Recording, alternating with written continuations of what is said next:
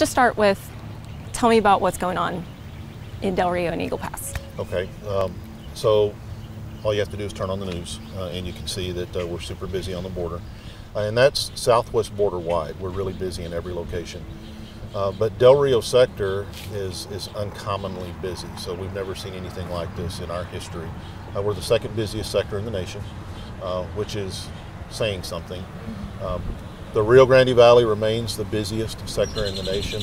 They're seeing probably 3 times as much traffic as we are, but we're the second busiest in the nation. And what that really means in context is we're catching about 1,000 people a day down in the Del Rio sector. And that's from about 40 miles into Webb County all the way across to the Terrell County line. And then 47 counties north to include Tom Green and a lot of these counties up there. Yeah, and we actually fall into the Del Rio sector here. Okay. You do. So for folks who may not understand, what is kind of a typical day for a Border Patrol agent now? So it's changed, right? And it changes given the change in threat. Right now, a lot of our Border Patrol agents are dedicating the vast majority of their time to processing care and detention. So we have a lot of folks who are coming across the border right now, and they're surrendering to us. So groups of 100, 150. And in our Del Rio station specifically, we've got about 60 to 70% of the station dedicated to doing nothing but dealing with that flow of humanity coming in.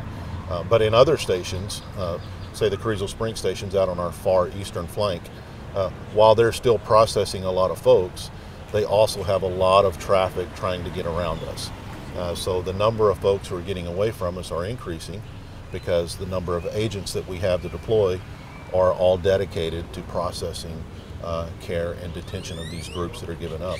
And I think one thing that typically gets misinterpreted is that the most of the people that we're dealing with are folks surrendering, and that's not really the case. Right now it's about half and half. We have half of the folks that we're catching are actually trying to surrender. The other half are trying to get away from us, and these folks are trying to get away for a reason. Many of them have a criminal history. The number of sex offenders that we've encountered so far this fiscal year is up 1,400%. It's crazy. The number of folks that we have that are affiliated with gangs. The number of smuggling cases, human smuggling cases over the road, that is up tremendously high. So far this fiscal year, we've prosecuted over 700 human smuggling cases. We've actually prosecuted that many, so that's crazy. Just in the last 30 days, we've caught over 300 human smuggling cases, and that's a combination of us and all of our partners. You visited with the Sheriff of Kimball County, so his county has seen a huge increase in the number of over-the-road smuggling cases as well, and he's 2 counties removed from the actual border. So when we say that every community is a border community, this is kind of what we're talking about. So this isn't a problem that's specific to the border. These folks that are coming across, whether or not they're trying to get away from us or whether or not they're trying to surrender to us, they're not staying in the border communities. They're moving into the interior of the United States.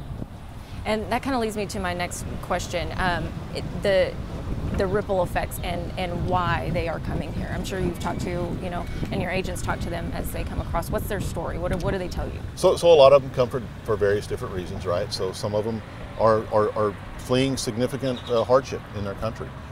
Some of them are coming for family reunification. They had family members that came here illegally over the years, and they're coming to be reunited with them in places like New York and Seattle and Chicago and wherever. And then some are coming for economic benefit, right? They want to come in and get a job. But there are also a whole lot of them who are coming here kind of blending in with that other group because they have a criminal history. And they're trying to get back to the United States. So I'll take you back to the comment earlier on the number of sex offenders that we've arrested just in the Del Rio sector. So these are not folks who committed sex crimes in their country and were prosecuted there, because it's very difficult for us to get into the criminal histories of other countries. It just takes a lot of time. Even working through foreign governments, it's very difficult to get that information. We're talking about people who were here, committed sex crimes, were charged and convicted, and prosecuted and convicted, and then we deported them, and now they're coming back. And so these are folks who have committed crimes in the country here before, in the U.S. here before, and now they're trying to come back. And so we see a lot of that. The folks who are trying to get away from us on our flanks, they're using every method that they possibly can. So we've got them walking through the brush. I think the sheriff probably talked to you about folks backpacking, and moving through his county on foot. So you've got them hiding in the trunks of cars. We've actually found them locked inside, one person locked inside a toolbox with a padlock. We found them in trains. The number of arrests that we're seeing in trains is up over 900% in Uvalde County. I mean, they're hiding them in the engine compartments of trains, in false floors on flatbed trailers with heavy equipment sitting on top of them. So all of these methods to try and circumvent. These are folks, again, who don't want to be caught. They want to get away, and there's a reason for that. They've committed crimes in the country before. So I want you to, we'll take it all the way back to point of origin. And so everything on the border is controlled by the drug cartels, by the transnational criminal organizations. And so everyone has to pay, period. If you're going to come into the country and surrender to a Border Patrol agent, you're paying smugglers from point of origin. Let's say you're coming from Venezuela. We're seeing a dramatic increase in the number of folks coming from Venezuela. So they're paying to be brought through Venezuela into Mexico and then down to Acuña or Piedras Negras in the Del Rio sector. And they pay to the point where they get them to the river. And once they get across the river, they're told, go surrender to a Border Patrol agent. And so they're done. They're done at that point. But the other folks who are trying to circumvent the Border Patrol, so they don't, their payment keeps going, because now they've got to be paid to be moved through the interior of the United States as well. And so the transnational criminal organizations are making a huge profit on the hardship of all of these folks. To the tune of about $25 million a week is what our current estimate is. And that's just for moving people. That doesn't count drugs or weapons or anything else, just people. The criminal organizations are making about $25 million a week just in the Del Rio sector. And so when you're moving, because again, remember, these cartels don't think of these people as people or as human beings. They think of them as a commodity. And so if they're going to move that commodity, they want to move it through the safest area possible so that they can get the most money possible. And so depending on where you're coming from, they charge higher prices the further away you are, and then again higher prices the further into the country that you want to get. And they want to make sure that they move you through a safe area because they're charging you a lot of money. Cartel violence is relatively light in Coahuila, the state in Mexico across from Del Rio and Eagle Pass. It's a bit more violent in Nuevo Laredo, down in Tamaulipas, over in Chihuahua. So, but in our area, it's relatively calm with regard to cartel violence. So that's a safer place for them to move these people through, and they can charge more money. If they want to get away from us, they've got to try and outsmart us. And they really have to try and get past our checkpoints. So they'll bring them across, they'll put them in stash houses in Eagle Pass or Del Rio for days or weeks, and then they'll break them into smaller groups, and they'll move them through in, like we said, the trunks of cars, in trains, under false floors of flatbed trailers, mixed in with produce in enclosed trailers. They'll try anything to get them by. They'll walk them around the checkpoint and pick them up on the north side of the checkpoint, or they'll try and beat us at our checkpoints and beat the canines. They'll do anything that they can do to try and get these folks across, because again, if they're moving them into the interior, payment doesn't stop at the border. And the further they are moving them in, the more they pay. And a lot of these folks, if it costs more than they have in their pocket, then once they get to their final destination, if they still owe the criminal organization money, well, they go into indentured servitude until that bill is paid.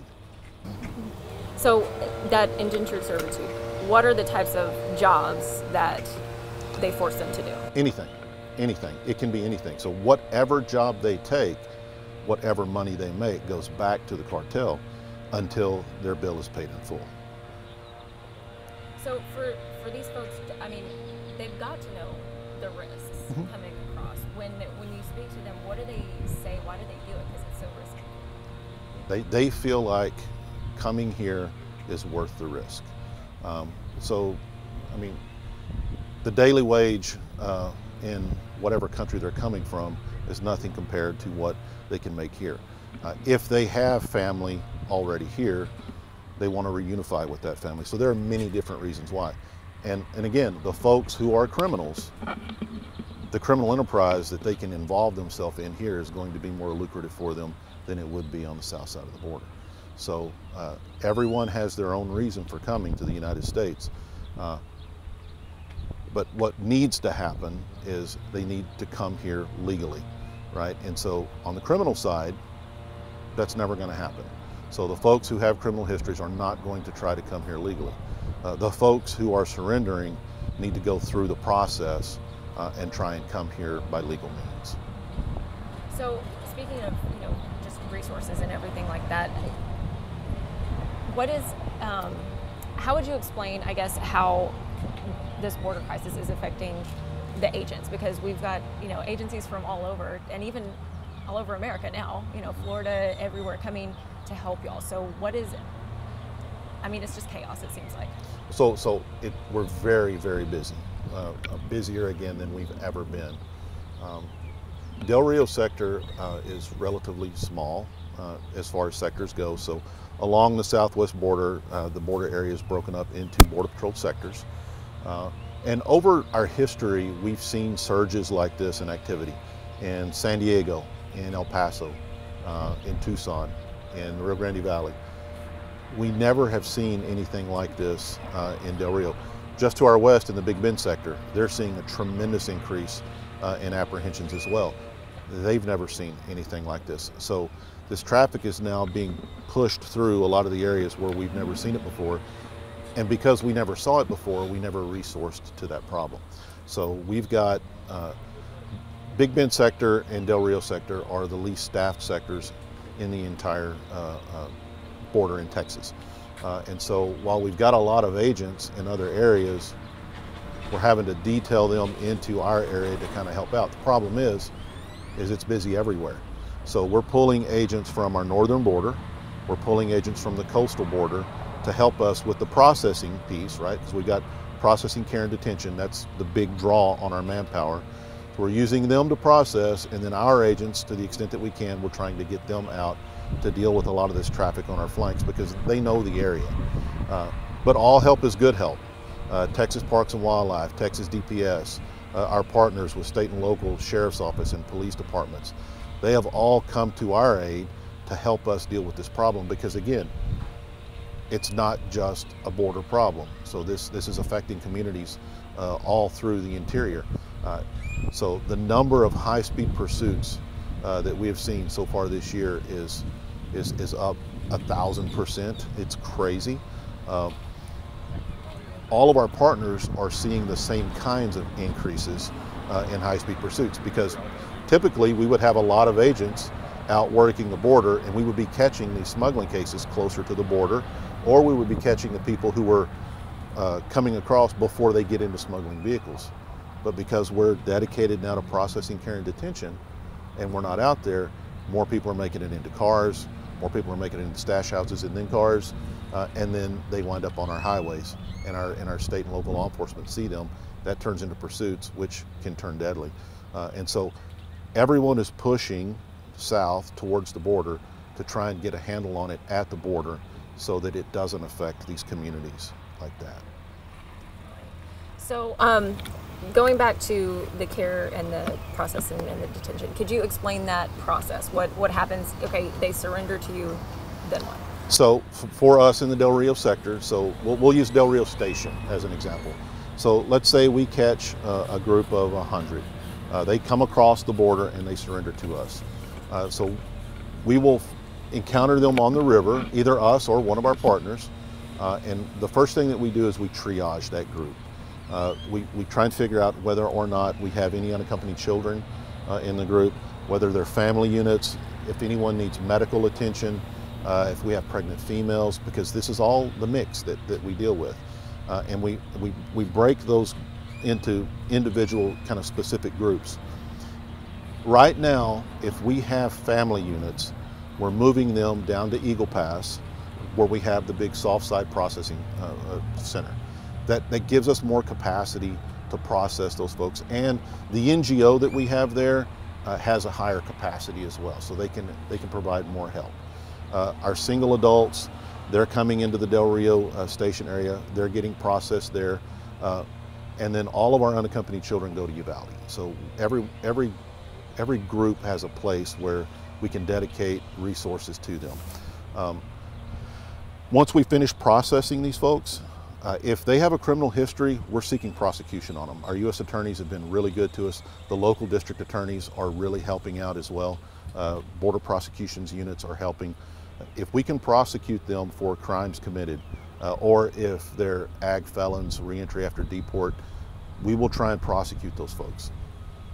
If they don't have a criminal history, let's say they're a family unit, and we need to release them on their own recognizance pending an immigration hearing, what we're doing is we're processing them for that hearing, and then we're taking them to one of our NGOs, and the NGOs will provide humanitarian aid, and they will help them get a bus ticket out of the border area to go wherever it is to wait on their immigration hearing. Because remember, the immigration hearings don't happen on the border.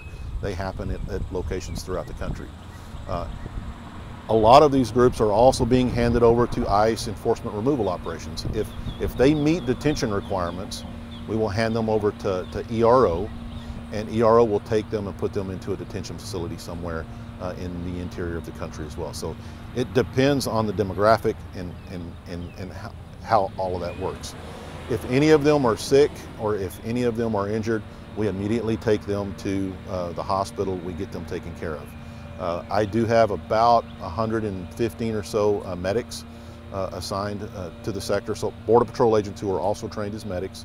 So everyone that we encounter on the river goes through an initial medical screening with our agents. Then they come into the station where we have contract medical staff. They give them an assessment. And then before we release anyone or before we transfer anyone over to ERO, they go through a third medical assessment. So we're very serious about taking care of the folks that we have in our custody. We have an obligation to do that. But to your question about how it's affected the agents, it's frustrating. It's frustrating. No police officer anywhere in the country wants to go to work, make arrests, and release people. It's contrary to our nature.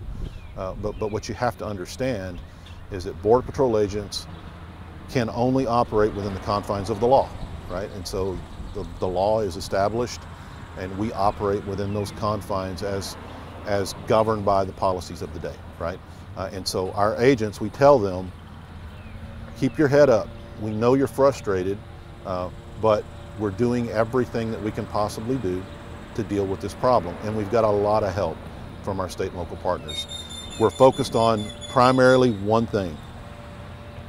Every single person that we can, we want to make an arrest.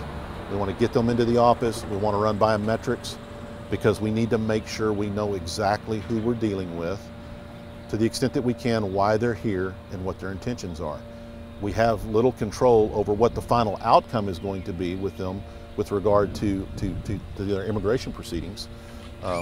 If they are amenable to return to their country, we'll return them to their country. If they're amenable to prosecution, we'll prosecute them. If they're going to be set up for an immigration hearing at a later date, we release them on their own recognizance and they await that hearing. We have no control over that, but what we do control is being out there to catch everyone that we can that is illegally entering this country so that we can know who they are. That's the key, is we have to know who is coming into the country and why they're here, because that's what border security is about. Border security is national security. If we don't know who these people are and they're getting away from us, how can we possibly know what their intentions are? So I don't know if you want to, or if you can comment on, like political things, but y'all live this every day. What are some solutions that you would like to see, or maybe the lawmakers could, you'd suggest to them? Yeah, and so we don't do politics. We don't. So the Border Patrol is an apolitical, interdictive organization. Our agents come to work every day. They get their patrol car. They go to the river, to the checkpoints, to some of our interior stations like Rock Springs and San Angelo. They work with our state and locals, and their focus is identifying threats, whatever that threat might be, interdicting those threats, bringing them to the office. We process them within the confines of the law as governed by the policy, and then we dispose of them in accordance with the law and policy. Sometimes we put them in jail, sometimes we hand them over to ICRO for detention, and sometimes we end up releasing them. We don't do politics. I will tell you that we're in dire need of resources. You talked to the sheriff of Kimball County, and I wasn't there for the conversation, but I'm almost confident he talked to you about a lack of resources, and how his lack of resources is compounded because he's helping us. And that's the case with every sheriff, with every police chief. The more of their resources that they dedicate to helping us deal with the border situation, and we're thankful that they're doing it. We need their help. But the more resources they apply to this, the less those resources are available to the residents of those counties and those cities and their constituency. And so calls go unanswered in their county, in their city, because the deputies are down helping us. Or at least, maybe they don't go unanswered, but they certainly are delayed in response. And we have the same problem in the Border Patrol. Our landowners will call us and say, hey, I have a group on my game camera. They came through here and I just, it just happened. We're on the way. Well, when will you be here? It might take us an hour because I've only got 1 or 2 or 3 agents working 30 or 40 or 50 miles of border, because the rest are dedicated to processing, care, and detention. So we're super thankful for all of the help that our partners give us, but we also know that that comes at a cost to the residents that they serve. They're helping us deal with this federal issue, and the local issues, some of them are delayed in response. I do really want folks to understand that the story that needs to be told is the criminal aspect of this. So there's a lot of attention and a lot of focus on these groups that are coming and surrendering. I mean, it makes for good TV. It does. I mean, and it is a big problem for us because it is causing us to bog down in processing. But the real story is the effect that that has. And the effect that that has is I don't have agents patrolling the border. And without agents patrolling the border, we have more people getting away. And again, if they're getting away, we never had the opportunity to run biometrics checks on them. We don't know who they are. We don't know if they're criminals. We don't know if they have nefarious intent. We have to be out there on the border to catch these folks. That's why we're so thankful for all of the support from our state and local law enforcement. They're working the rural highways in areas where we can't be right now. So at least they're helping us stop some of these human smuggling cases before they get up into the interior counties. Are they always successful? No, neither are we. So stuff gets away from us, it does. But to the extent that we can limit that and make these arrests closer to the border, that helps us keep all of these high-speed chases out of our local communities north of the border.